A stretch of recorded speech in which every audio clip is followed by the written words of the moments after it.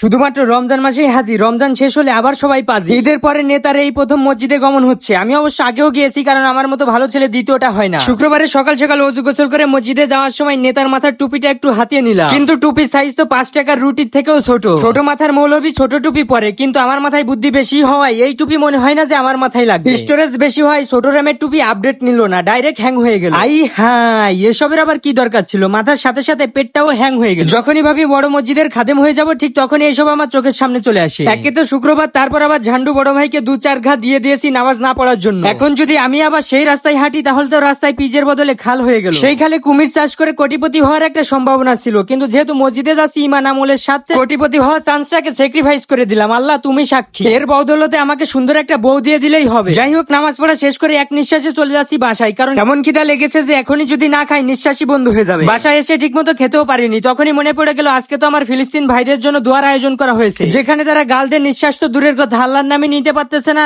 আমি সেই গালদে কিভাবে ভাত খাবো? তাই একটু দেরি হয়ে গেল, দৌড়াতে দৌড়াতে এসে এদের সবাইকে ধরছি। আর ঝান্ডু বড় ভাই প্রতিবাদী হয়ে তো সবার আগে ছিলই, আর আজকে আমাদের সাথে এমন একজন যাচ্ছে যে কিনা জানেই না সে কেন যাচ্ছে, তারপরও আত্মার টানে চলে এসেছে। আত্মার টানে মানা যায়, কিন্তু আই হাই, আর একজন তো পূর্বপুরুষের টানে গাছেই উঠে পড়েছে। কিন্তু আমরা সকল টানকে পিছনে ফেলে নারীর টানকে প্রাধান্য দিয়ে চলে এসেছি সমাবেশে, যেখানে আমাদের মতো আরো আশেপাশের মসজিদ থেকে মুসলিম ভাইরা একত্রিত হয়েছে। ভাই বলতে শুধু ভাই নয়, কাকা, নানা, দাদা, মামা সকল বয়সের লোকই এসেছে। কিন্তু মসজিদে তো এর থেকে অনেক বেশি লোক ছিল। তারা কিভাবে বাসায় চলে গেছে আর এরা কিভাবে এখানে এসেছে আমি জানি না। তবে আমি এসেছি যে পণ্য বয়কটের ডাক দিয়ে সবাই একত্রিত হয়েছে, সেই পণ্যটি আসলে বয়কট হয় কিনা দেখাবা, বলার তো কিছু নেই। যেখান দিয়ে যাচ্ছি সেখানেই তো এটা ভরপুর, দূরের কথা তো বাদই দিলাম। রাস্তা দিয়ে যাওয়ার সময় দেখলাম একটা বিয়ের গেট। যাই হয়ে যাক না কেন, বিয়ে তো করতেই হবে। বেচারা বিয়ে করতে তো দোষ নেই, তবে সমস্যা হলো এই বিয়েতে যেন সেই সব জিনিস ব্যবহৃত না হয় যেসব জিনিসের টাকা দিয়ে আপনার ভাইয়ের জীবন কেড়ে নেওয়ার ডিল করা হয়। শুধু বিয়ে নয়, আমাদের দৈনন্দিন জীবনেও আমরা সেই সব পণ্য ব্যবহার থেকে বিরত থাকি। একটু চেষ্টা করে দেখি আমাদের ভাইদেরকে মুক্ত করা যায় কিনা। সরাসরি উপস্থিত না হতে পারি, পরোক্ষভাবে তো সাহায্য করতে পারি। সবাই যদি একটু চোখ খুলে দেখেন বা বোঝার চেষ্টা করেন, তাহলে অল্পতেই বুঝতে পারবেন যে এটা কিন্তু মেনে নেওয়ার মতো না। যা হচ্ছে এটা একদমই অন্যায়। অবশেষে আমি যেটার জন্য অপেক্ষা করতেছিলাম সেটার ঘোষণা চলে আসে। বাজার কমিটি এবং এলাকার মুরব্বীরা মিলে সিদ্ধান্ত নিয়েছে যে ওই সব পণ্য ব্যবহার সম্পূর্ণ নিষেধ যেসবে আমার ভাইয়ের জীবনের হুমকি রয়েছে, এবং এই রূপসী, রূপগঞ্জ, নারায়ণগঞ্জে ওই সবের ডিলার প্রবেশ সম্পূর্ণভাবে নিষেধ। সাথে সাথে এটা কিন্তু কড়াভাবে মানা হবে। যাক, এটা শুনে একটু ভালোই লাগছে। রোদ্দুরের মধ্যে এখানে আসাটা যেন কাজে লেগেছে। আপনারাও এসব ব্যবহার থেকে বিরত থাকুন এবং তাদের জন্য যথাসম্ভব দোয়া করুন, কারণ এই মুহূর্তে দোয়া করা ছাড়া আর কিছুই করার নেই। কারণ আমরা সামান্য জুতার লোভ সামলাতে পারি না, আর ওখানে তো টন টন রড পড়ে আছে। রডের মায়া ছেড়ে তাদের জন্য একটু মায়া করি যারা ঠিকমতো খেতে পারছে না, নিঃশ্বাস নিতে পারছে না। সবাই শান্তির সাথেই থাকি। শান্তি বলতে আবার ওই শান্তি না, মানে শৃঙ্খলার সাথে থাকি আর কি। তো আজকের ভিডিও এই পর্যন্তই। সবাই ভালো থাকবেন, সুস্থ বিনোদনের সাথেই থাকবেন। আর প্রশ্ন থাকলো আপনার কাছে, এই অসহায় ভাইদের পাশে দাঁড়ানোর জন্য আপনি কি পদক্ষেপ গ্রহণ করেছেন সেটাও জানিয়ে যাবেন, যেন আপনার নেওয়া পদক্ষেপ থেকে আরেকজন অনুপ্রাণিত হয়। আসসালামু আলাইকুম।